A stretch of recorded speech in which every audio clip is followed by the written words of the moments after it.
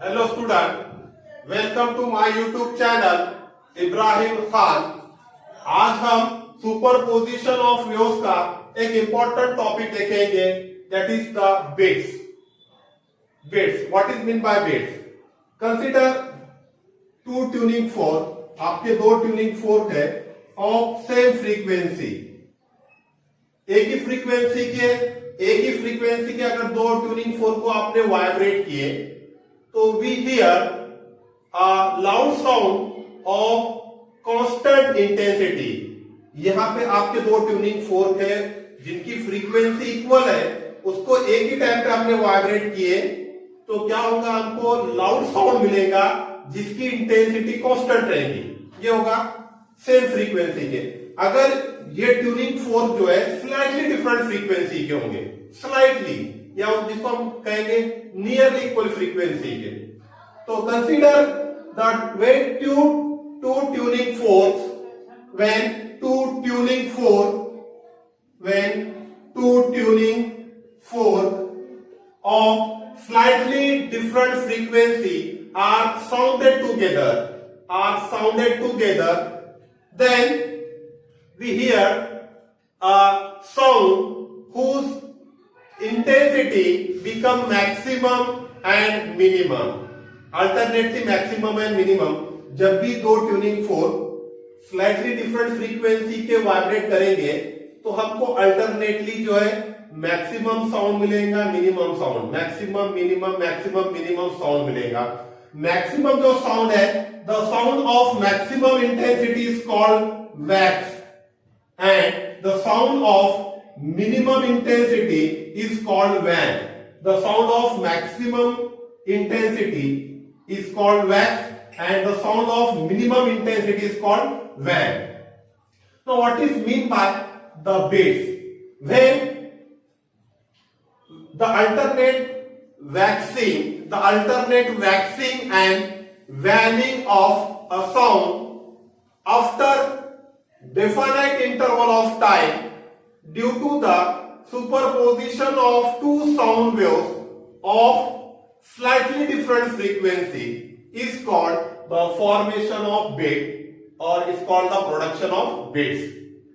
Now the number of wax, the number of wax or van in 1 second is called frequency of bit, is called frequency of bits. एक second में wax या van की जो संख्या है, एक second में वैक्स या वैन की जो नंबर है, जो संख्या है, उस संख्या को हम क्या कहते हैं? Is called the frequency of beats. The number of wax और wane in 1 second is called the frequency of beats. जब भी अल्टरनेट हमको वैक्सिंग मींस मैक्सिमम और मिनिमम साउंड मिलता है, कब? एक पर्टिकुलर टाइम के बाद में मैक्सिमम मिनिमम साउंड मिलेगा। लेकिन कब मिलेगा? कि जब हम जो है दो साउंड वेव्स जो है सुपर इम्पोज होंगे और वो साउंड वेव्स की फ्रीक्वेंसी स्लाइटली डिफरेंट होंगे, तो जब भी इनका सुपर इम्पोज होगा, जब ये मिलेंगे तो हमको जो है वैक्सीन और वैनिंग मिलेगा। तो इस को हम क्या कहते हैं? This is called the production of bit or it is called the formation of bits. Now the frequency of bit, हमको जो है बिट की फ्रीक्वेंसी का डेरिवेशन निकालना है, which is very important topic. आपको पूछता है कि what is mean by the frequency of bits, तो आपको लिखना है the number of wax or van in 1 second is called the frequency of bits and derivation for the frequency of bits. Now frequency of bits by analytical treatment, हमको analytical treatment से हमको जो है frequency of bits निकालना है। Now consider to sound, क्योंकि दो sound waves होंगे तभी हमको जो है बिट्स मिलेगा। लेकिन साउंड वेव्स कैसे होना चाहिए? सेम एम्पलीट्यूड के होना चाहिए but slightly different frequency. Now consider two sound waves of same amplitude small a and slightly different frequency n1 and n2. Now they superimpose at a point. Now their displacement are given as, आपकी first wave की displacement होगी y1 is equal to a sin 2 pi n1t, क्योंकि आपको पता है कि y is equal to a sin omega t होता है, y is equal to a sin omega t displacement का इक्वेशन. नाउ यहां पर omega, what is omega 2 pi n, but frequency change है आपकी, तो n1, एम्पलीट्यूड सेम है. Now displacement for second wave y2 is equals to a sin 2 pi n2t. Now these waves are superimposed and the resultant displacement at a particular point or after at instant t, the resultant displacement of these two waves at instant t is given as, that is the resultant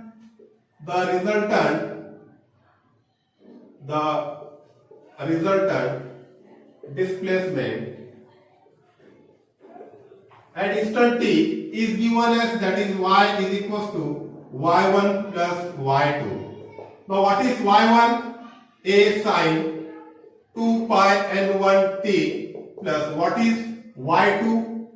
A sin 2 pi n2t. आपका n1 को consider, ये आपका a है n1 और n2 आपका b है. Now by using sin a plus sin b, sin a plus sin b क्या होता है आपका 2 sin a plus b upon 2 into cos a minus b by 2. ये फॉर्मूला यूज करो. This is your sin term, sin a plus sin b. Now this y is equals to आपका 2a. Now sin, तो यहाँ आएगा आपका sin 2 pi, sin 2 pi. a आपका कितना है, ये आपने लिखे 2a sin, तो sin आपका 2 pi है, एंगल 2 pi. a क्या है आपका n1 प्लस b आपका n2 डिवाइडेड बाय 2 और ये t है तो into t into cos of 2 pi, angle 2 पाई है तो cos ऑफ 2 पाई. a आपका कितना है n1 माइनस b आपका n2 divided by 2 into t, bracket complete. Now this y is equal to 2a, cos term को ये साइड में लो, cos of 2 pi n1 minus n2 upon 2 into t into this sin of 2 pi n1 plus n2 upon 2 into t. Now put r is equals to 2a cos of 2 pi n1 minus n2 upon 2 into t. आपको 2a cos of 2 pi n1 minus n2 upon 2 into t के जगह आपको r, what is r, the resultant amplitude रखना है, r रखना है यहाँ value, और n1 is equals to n2 is equals to आपको n रखना है, एंड n1 यहाँ पर n1 ये टर्म है, n1 is equals to n2 is equals to आपको n रहना है. Now what will be the equation? The equation will be, that is y is equals to r, यहां पर होगा आपका r into sine of 2 pi n1 की जगह आपको n रखना है, n2 की जगह भी आपको n, तो n plus n divided by 2 into t. Now this, which is equals to r sin 2 pi. Now n plus n, that is 2n upon 2 into t. Therefore y is equals to r sin 2 pi. This 2 cancel, n into t.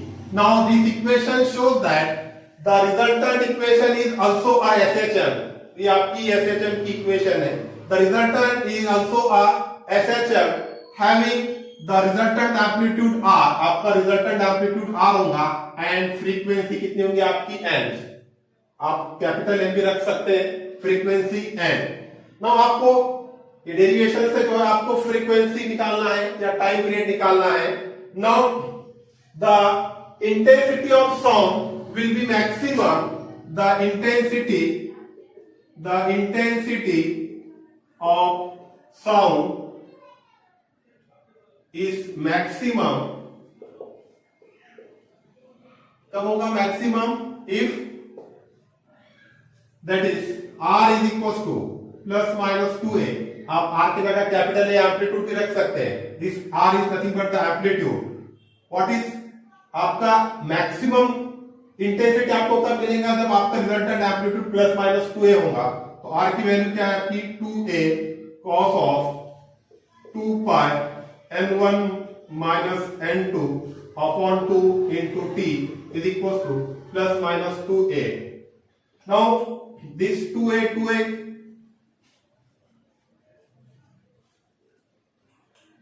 this 2a cancel, that is cos of 2 pi n1 minus n2 upon 2 is equals to plus minus यहाँ पे आपका 1 होगा, plus minus 1 divide में लेके जाओ, 2 से cancel होगा, 2a.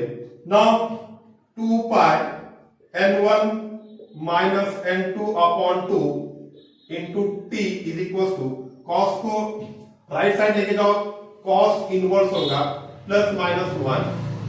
Now this 2 pi n1 minus n2 upon 2 into t is equals to cos inverse plus minus 1 की वैल्यू होती है 0, क्योंकि 0 पर आपका 0 cos 0 की वैल्यू होती है 1. Then cos inverse pi 2 pi 3 pi 4 pi etc. cos inverse plus minus 1 की value 0 pi 2 pi 3 pi. Now एक एक टर्म इक्वेट करो. फर्स्ट विल पुट 0 रखकर देखो. Now this 2 pi n1 minus n2 upon 2 into t is equals to 0 put करो तो आपका t is equals to 0 आएगा. ये टर्म पूरी तरह कर 0 हो जाएगी, तो t is equals to 0. Second term put करो 2 pi n1 minus n2 upon 2 into t is equals to pi. This pi get cancel, this 2 get cancel.